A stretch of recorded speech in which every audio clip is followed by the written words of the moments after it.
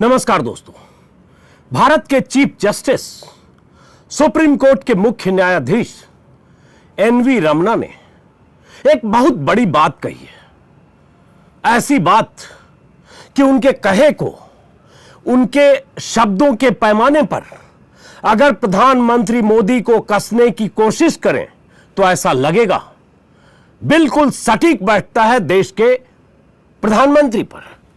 क्या कहा है एनवी रमना ने, जरा गौर से सुनिए और उसके बाद उनके कहे के हिसाब से प्रधानमंत्री मोदी के किए को कसिए।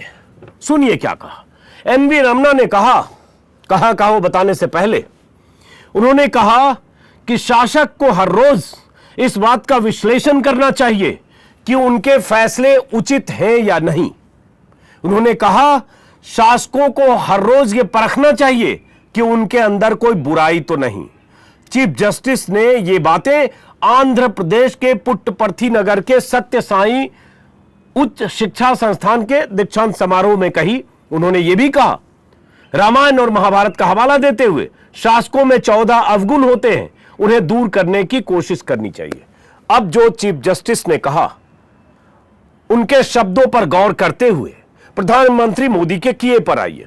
पहला, उन्होंने क्या कहा, शासक को हर रोज इस बात का विश्लेषण करना चाहिए कि उनके फैसले उचित हैं या नहीं। देश में एक ऐसा शासक है, 7.5 साल सरकार के हो गए, जनता ने बहुत उम्मीदों से अपार बहुमत से 2 बार चुना, लेकिन उस शासक को जिनका नाम नरेंद्र मोदी है, पूरा नाम नरेंद्र दामोदर दास मोदी है, देश के प्रधानमंत्री हैं, कभी आपने देखा है आत्म अवलोकन करते हुए, आत्मचिंतन के भाव में या विश्लेषण करते हुए? हां, अभी आपने सुना जरूर होगा उनका राष्ट्र के नाम संबोधन, जिसमें उन्होंने कहा कि मेरी तपस्या में ही थोड़ी कमी रह गई कि मैं देश के कुछ किसानों को समझा नहीं पाया, दिए के प्रकाश से भी ज्यादा सत्य बता नहीं पाया, तपस्या में कमी रह गई। 1 साल बाद प्रधानमंत्री मोदी ने अगर यह कहा और कृषि कानूनों को वापस लिया तो क्या यह किसी तरह का आत्मबोध है, आत्मचिंतन है या मजबूरी है? सीधे सीधे कहें तो यह एक ऐसी मजबूरी थी जिससे बचने का प्रधानमंत्री मोदी के पास कोई विकल्प नहीं था। 12 महीने जब सारे विकल्प तलाश लिए, किसानों को आतंकवादी, मवाली, गुंडे, देशद्रोही, चीनी, पाकिस्तानी सब कुछ कहने के विकल्प, संसद में आंदोलन जीवी परजीवी कहने के विकल्प, खट्टर की तरफ से सिर फोड़ने के आदेश, लाठी डंडे लेकर जैसे को तैसा सबक सिखाने की अपीलें, बीजेपी के दर्जनों नेताओं, मंत्रियों, संतरियों और मुख्यमंत्रियों की तरफ से इन किसानों को खारिज करने, उन्हें सबक सिखाने की सारी कोशिशें जब नाकाम हुई और लगा अब चुनाव है, तब प्रधानमंत्री ने यह बात कही जरूर, कानून वापस लिया जरूर, लेकिन क्या एनवी रमना के हिसाब से देखें तो क्या उन्होंने इसलिए लिया कि शासक होने के नाते उन्होंने आत्मविश्लेषण किया?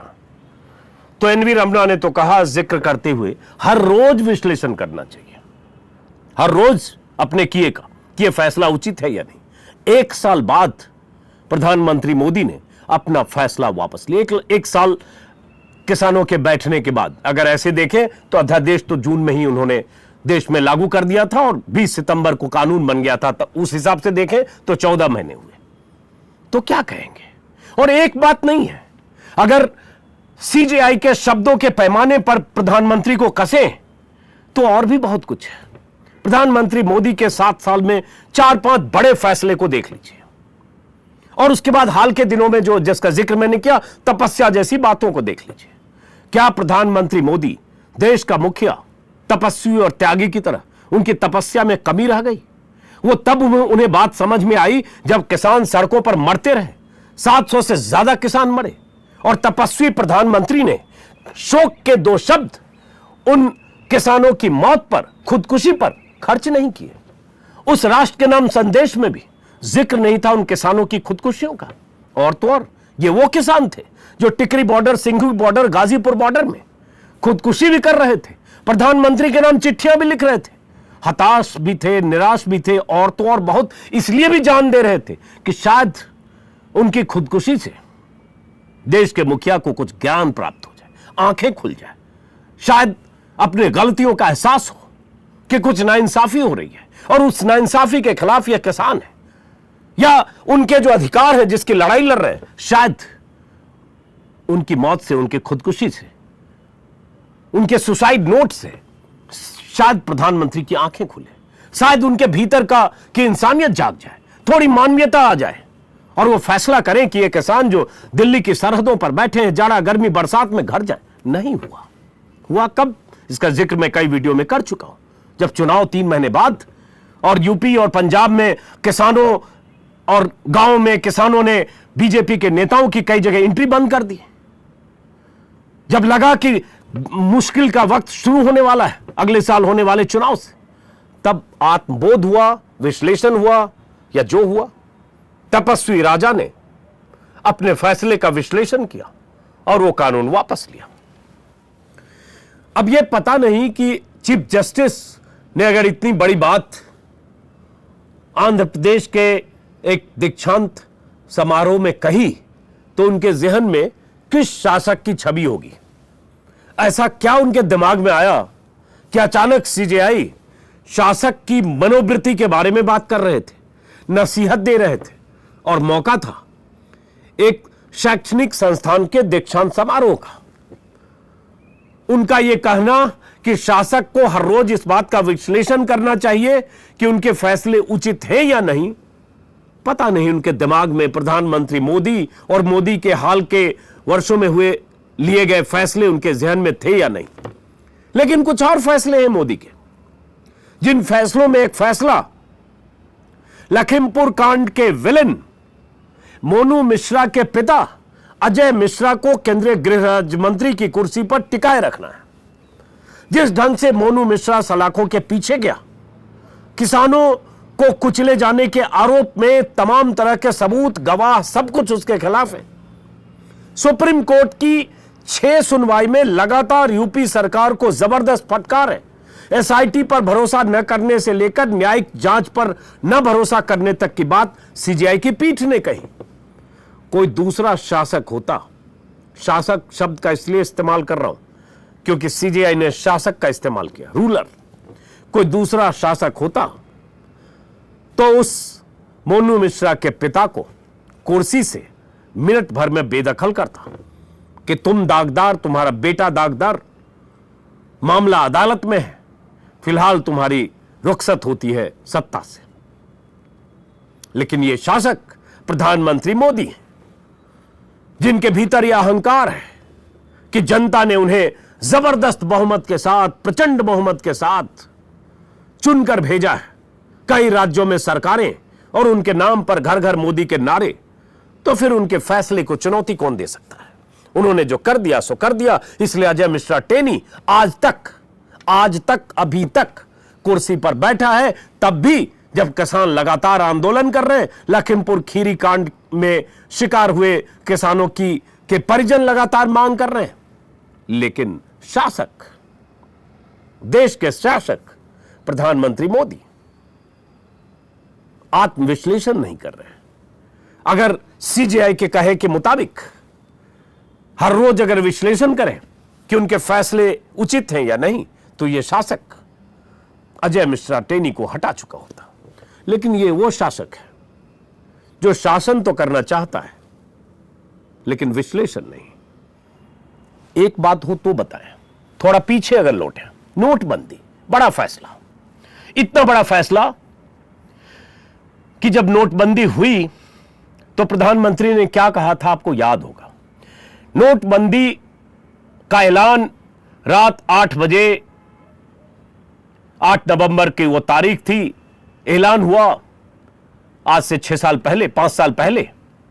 और नोटबंदी के ऐलान के बाद यह दावा किया गया कि देश में आतंकवादियों की कमर टूट जाएगी, देश विरोधी ताकतों की कमर टूट जाएगी, काला धन बिल्कुल खत्म हो जाएगा और देश में 3-4 लाख करोड़ रुपए जो ब्लैक मनी के तौर पर लोगों की तिजोरियों में हैं, वो सब सरकार के खाते में आएंगे, या नहीं आएंगे तो 4 करोड़ का क्रेडिट मिलेगा रिजर्व बैंक को और देश में स्थितियां बदलेगी।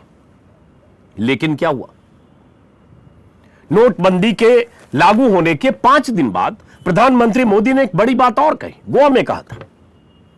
वो तारीख थी 13 नवंबर 2016, जब प्रधानमंत्री ने कहा था कि ये कदम, जब ये बार बार सवाल उठ रहे थे कि नोटबंदी क्यों, तो उन्होंने कहा था, उनका भाषण का कुछ अंश बता दूं आपको, जिसमें उन्होंने कहा था, उसमें उनके भाषण में पूरा मेलोड्रामा होता है, नाटकीयता होती है, एक फॉल्स इमोशन होता है। और इमोशन इसलिए होता है कि आपके सामने उस इमोशन को खर्च करके कुछ इनकैश कर सके, आप उन पर एकदम लहालौट हो जाए। उसी इमोशन में उन्होंने कहा था गोवा में एक एयरपोर्ट के शिलान्यास के मौके पर, शायद भाइयों एवं बहनों, उनकी तरह मैं बोल तो नहीं सकता, उनके शब्द दोहरा रहा हूं, हूबहू शब्द उन्हीं के हैं। मैंने सिर्फ 50 दिन मांगे, 50 दिन रिपीट किया उन्होंने। अगर 30 दिसंबर के बाद कोई कमी रह जाए, मेरी कोई गलती निकल जाए, मेरा कोई इरादा गलत निकल जाए, तो जिस चौराहे पर मुझे खड़ा करेंगे, पॉज दिया था थोड़ा, जिस चौराहे पर मुझे खड़ा करेंगे, मैं खड़ा होकर देश जो सजा देगा वो सजा भुगतने को तैयार हूं।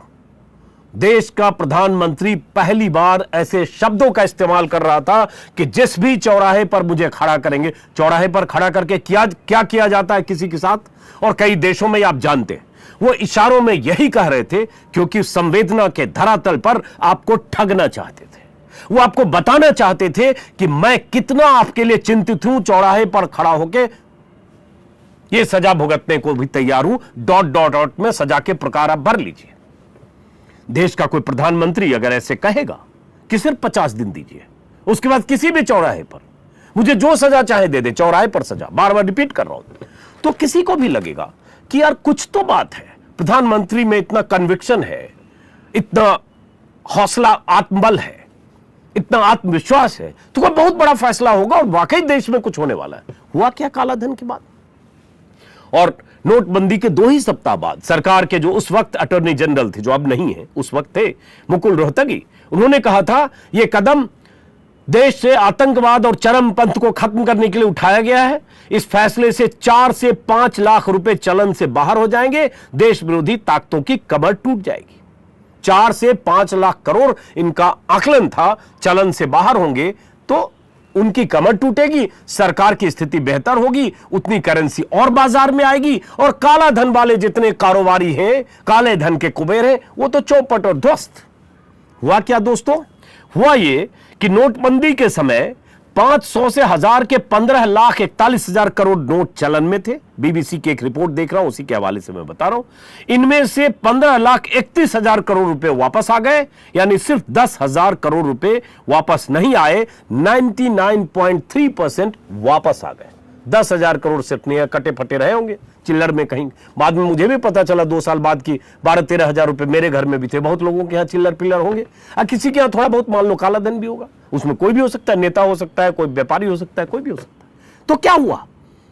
लेकिन उस सर्कुलेशन के लिए नोट की रीप्रिंटिंग, नोट को सर्कुलेट करना, नोट को, नए नोट को छाप कर लोगों तक पहुंचाना, पूरी इकोनॉमी को चौपट करना, कतारों में लोगों का देश भर में लाइन में लगना, कतारों में मौतों की कहानियां भी है।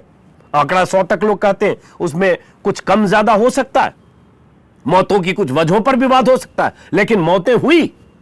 पूरे पूरे दिन लाइन में लगकर अपना नोट 2000-4000 लोग लेकर आए, लेकिन जो काले धन वाले थे उन्होंने सारा नोट ब्लैक को व्हाइट किया, 10% पे, 20% पे, 30% पे, जिसको जैसे हुआ वैसे किया। इसमें सारे लोग शामिल होंगे। सहकारी बैंकों पर भी सवाल उठे, गुजरात में भी, गुजराती भाइयों के सहकारी बैंकों पर भी, महाराष्ट्र में भी। हुआ क्या मिला सरकार को? ठन गोपाल। तो प्रधानमंत्री मोदी का ऐतिहासिक फैसला नोटबंदी का, डीमोनेटाइजेशन का, जिसको लेकर इतना जोर शोर से कहा गया गेम चेंजर होगा भारतीय इकोनॉमी के लिए, क्या हुआ? Time face. और कुछ महीनों बाद सारे मंत्री उस फायदे को गिनाने की बजाय, जिस फायदे को गिनाकर प्रधानमंत्री ने नोटबंदी की थी, कैशलेस इकोनॉमी की बात करने लगे। कैशलेस इकोनॉमी के लिए तो नोटबंदी हुई नहीं थी, और कैशलेस इकोनॉमी के साथ बाकी चीज, कैसे आप दुकान में कार्ड से खरीदे, फोन पे, फलना कार्ड, ढिमका कार्ड, ये बात होने लगी। क्या इसके लिए ऐलान हुआ था? नहीं। तो क्या उस राजा ने, उस शासक ने कभी अपनी गलती मानी? क्या प्रधानमंत्री मोदी ने माना कि नोटबंदी डिजास्टर था, गलत फैसला था? अभी भी जो उन्होंने माफी मांगी है, उस माफी मांगने में उनका यह नहीं है कि उनका फैसला गलत था। वो फैसला जो उन्होंने थोपा, जो संसदीय परंपराएं जो होती है लोकतंत्र में कि संसद में किस ढंग से कानून पास होना चाहिए राज्यसभा में, और राज्यसभा में 20 सितंबर को धक्का मुक्की के बीच पास हुई। विपक्षी दलों के सांसदों की नाराजगी को दरकिनार करके सीधे सीधे बेईमानी से, ध्वनि मत से वो कानून पास हुआ, कृषि कानून। लेकिन क्या उन्हें अफसोस है? नहीं। उन्होंने कहा मैं माफी मांगता हूं, मेरी तपस्या में कमी रह गई। तपस्या में कमी रह गई। उसके पहले उन्होंने पूरी भूमिका बताई कि कैसे देश के किसानों का भला चाहते थे, कुछ किसानों को समझा नहीं पाए, कुछ किसान। और यही कुछ किसान जिसका जिक्र इन किसानों को कुछ किसान और मुट्ठी भर किसान कहकर बीते 1 साल से देश के बीजेपी के नेता, मंत्री और मैं प्रधानमंत्री को भी इसमें शामिल करता हूं, डंडे लाठी से इलाज तक की बात कर रहे थे। योगी जी तुम लठ बरसाओ हम तुम्हारे साथ हैं, मोदी जी तुम लठ बरसाओ हम तुम्हारे साथ हैं। लठ बरसाने के लिए गाजीपुर बॉर्डर पर किसानों को भगाने के लिए लाठी के जोर पर, बंदूक की नोक की जोर पर हजारों पुलिस वाले पहुंच भी गए थे 28 जनवरी की शाम को। खेल पलटा, पासा पलटा। वो तो टिकैत के आंसू थे कि आंदोलन फिर से खड़ा हो गया जब हजारों की तादाद में पश्चिमी यूपी से, हरियाणा से किसान यहां पहुंच गए गाजीपुर बॉर्डर पर। लेकिन क्या प्रधानमंत्री मोदी को अफसोस है? अफसोस हुआ नहीं, जिसका जिक्र शुरू मैंने किया था एनवी रमना के हवाले से। चूंकि उनका सीजेआई का यह बयान है, हर रोज इस बात का विश्लेषण करना चाहिए कि उनके फैसले उचित हैं या नहीं, लेकिन प्रधानमंत्री पर यह बात लागू नहीं होती, नरेंद्र मोदी पर यह बात लागू नहीं होती। क्योंकि मैं बार बार कहता हूं, एको अहम द्वितीयो नास्ति, जो मैं हूं वही अंतिम सत्य है। जैसे कहते हैं ना परमेश्वर के लिए, भगवान के लिए, सब मुझ में है मैं सब में हूं। तो ये उसी स्थिति में अवस्था को प्राप्त हो चुके, सब मुझ में है मैं सब में हूं, मैंने जो कहा वही सही है। और उनके भक्त, उनके समर्थक, उनके अंधभक्त इसी तरह से उनको देखते भी हैं। और शायद यही ताकत, यही बल है अंध समर्थकों का कि उन्हें लगता है मैं जो कर दूंगा वो कर दूंगा। लेकिन उन्हें अब सीजेआई के इस बयान को जो कहा है, बयान नहीं कहूंगा, ये चिंतन है एक तरह से, जो शब्द है उनके, उसको समझकर गौर करना चाहिए अपने पर लागू करते हुए। उसके बाद कृषि कानून, लॉकडाउन। लॉकडाउन बड़ा फैसला, लॉकडाउन जरूरी था, देश में कोरोना दस्तक दे चुका था। लेकिन जिस ढंग से लॉकडाउन लगाया मोदी ने, जिस ढंग से अचानक, क्योंकि चौंकाने की उनकी आदत है, वो शॉक देना चाहते हैं, वो चौंकाना चाहते हैं। सब कुछ मैं अचानक करता हूं, वन मैन शो, किसी से राय मशविरा नहीं करता, किसी से अप्रूवल नहीं लेने की जरूरत है, न कैबिनेट से, न सहयोगियों से, न दलों से। हम खुद फैसला करते और सीधे देश को बताते हैं। वैसे ही बड़े बड़े फैसले उन्होंने किए। कहा गया कि उनके मंत्रिमंडल के सहयोगियों को भी नहीं पता था। वही कृषि कानून में कि वापसी के बारे में लोग कह रहे हैं कि पता नहीं कृषि मंत्री को भी पता था कि नहीं। वैसे ही लॉकडाउन, अचानक रात को ऐलान हुआ कि लॉकडाउन रात में 12 बजे के बाद से। मजदूरों का पैदल पलायन, और पैदल पैर घिसटते हुए टूटी चप्पल से या बिना चप्पल से मजदूर 1200-1400 किलोमीटर तक पैदल सफर करते रहे। वो तस्वीरें मैंने बहुत दिखाई, और मैंने ये यूट्यूब प्लेटफॉर्म, यूट्यूब चैनल भी शुरू ही तभी किया था जब अपने मोबाइल कैमरे लेकर मैं NH24 पर मजदूरों का पलायन देख रहा था। तब यूट्यूब नहीं था, मेरा यूट्यूब प्लेटफॉर्म नहीं था, मैं ट्विटर पर वो वीडियो डाल रहा था। उन मजदूरों की पलायन के बाद भी ऐसे नेता बीजेपी के थे जिन्होंने कहा कि अफवाह फैलाकर मजदूरों को भड़काया जा रहा है। कभी माफी मांगी प्रधानमंत्री मोदी ने, कभी उस शासक ने कभी आत्मचिंतन किया, कभी विश्लेषण किया कि उनका वो फैसला अचानक का उचित नहीं था। अगर लॉकडाउन की जरूरत थी तो उसकी तैयारी होनी चाहिए थी, उन्हें ट्रेनों से भेजने का इंतजाम होने चाहिए थे। कुछ नहीं, ट्रेनों से कटकर मरीजों की, माफ करें, मजदूरों की मौत हुई। 16 मजदूर, अगर मुझे याद है, महाराष्ट्र में औरंगाबाद के पास रोड पर मजदूर घिसटते हुए मरे, हार्ट अटैक से मरे, साइकिल चलते हुए मरे, टकराकर मरे, औरैया में, यूपी में ट्रक से टकराकर मरे, महाराष्ट्र में, राजस्थान में, मध्य प्रदेश में मजदूरों की मौत सड़कों पर हुई। क्या प्रधानमंत्री मोदी ने चिंता व्यक्त की, माफी मांगी और यह कहा कि मुझसे गलती हुई, मुझे तैयारी करनी चाहिए थी? नहीं, उल्टे सुप्रीम कोर्ट में उल्टे पुल्टे हलफनामे दिए गए केंद्र सरकार की तरफ से। अगर मुझे याद है, केंद्र सरकार की तरफ से कहा गया सड़क पर कोई मजदूर नहीं है, तब जब सड़क पर लाखों मजदूर थे। ये केंद्र सरकार ने ऑन रिकॉर्ड सुप्रीम कोर्ट में कहा, और सुप्रीम कोर्ट से फटकार लगी कई बार। तो ये तो सरकार है, जिस सरकार के मुखिया जो सामने दिखता है सबको, वो देखने को तैयार नहीं, क्योंकि वो चाहते हैं कि मैं वही दिखाऊं जो मैं चाहता हूं। मैं जो चश्मा पहनता हूं वही चश्मा पूरा देश पहने और उसी तरह से वो देखे जैसे मैं दिखाना चाहता हूं। तो प्रधानमंत्री मोदी जी ऐसे दावों की अगर लिस्ट बनाएंगे, नोटबंदी में कहा कि आतंकवाद की कमर टूटेगी, टूट गई क्या? देश में जीडीपी का क्या हाल हुआ उस समय? छोटे उद्योग चौपट हो गए, बहुत हजारों लाखों की नौकरी तब भी गई और बाकी रही सही कसर जल्दी में बिना तैयारी के लॉकडाउन में। ऐसी प्रवृत्ति है प्रधानमंत्री मोदी की, झूठ बोलने की, सच को छिपाने की। लगातार विपक्ष ऐसे आरोप लगाता है। गलवान वैली में 21 जवानों की शहादत के बाद यही प्रधानमंत्री है जिन्होंने कहा न कोई हमारी सीमा में घुसा है, न कोई घुसा हुआ है, न किसी ने कब्जा किया है। लेकिन गलवान वैली में और वैली के आसपास Pangong, hot spring, Gogra, Ladakh, eastern Ladakh के कई इलाके में कई किलोमीटर तक 18 किलोमीटर तक विवादित एरिया में, लेकिन इंडिया की क्लेम लाइन के भीतर जहां भारत अपनी दावेदारी करता है उस इलाके में चीनी सेना की घुसपैठ कहे, टुकड़ियों के इंतजाम कहे, स्ट्रक्चर कहे, टेम्पररी स्ट्रक्चर कहे, परमानेंट स्ट्रक्चर कहे, बने और आज भी पूरी तरह से नहीं हटे। इस बीच खबर आई अरुणाचल में विवादित इलाके में गांव बसा लिया। लेकिन कभी मानेंगे क्या? नहीं। तो प्रधानमंत्री जी अभी भी वक्त है। आदमी बदलता है, आत्मचिंतन करता है, सोचता है कि मुझसे गलती क्या हुई। प्रधानमंत्री को महान बताने की कोशिश, उनके मास्टर स्ट्रोक, उनके फैसले, हर फैसले को मास्टर स्ट्रोक। नोटबंदी लागू किया तो मास्टर स्ट्रोक, जब यहां फैसला किया कृषि कानून, मास्टर स्ट्रोक, कृषि कानून नाक रगड़ के जब वापस करना पड़ा, इस मुहावरे का इस्तेमाल कर रहा हूं, तो फिर मास्टर स्ट्रोक। 4-6 दिन बाद कुछ और होगा तो फिर मास्टर स्ट्रोक। मतलब प्रधानमंत्री मोदी जो भी करते हैं मास्टर स्ट्रोक है। ये देश के मीडिया का बड़ा वर्ग ये बार बार साबित करने की कोशिश करता है और उसी नैरेटिव को बीजेपी और सरकार आगे पीछे सब मिली भगत से बढ़ाते हैं। तो फिलहाल दोस्तों, एनवी रमना का मैं चाहता हूं ये बयान प्रधानमंत्री गौर करें, सुने। अगर थोड़ी भी आत्मचिंतन की उनमें प्रवृत्ति है तो आत्मचिंतन करें। फिलहाल इस वीडियो को यहीं खत्म करते हैं, फिर मुलाकात होगी किसी और वीडियो में। नमस्कार।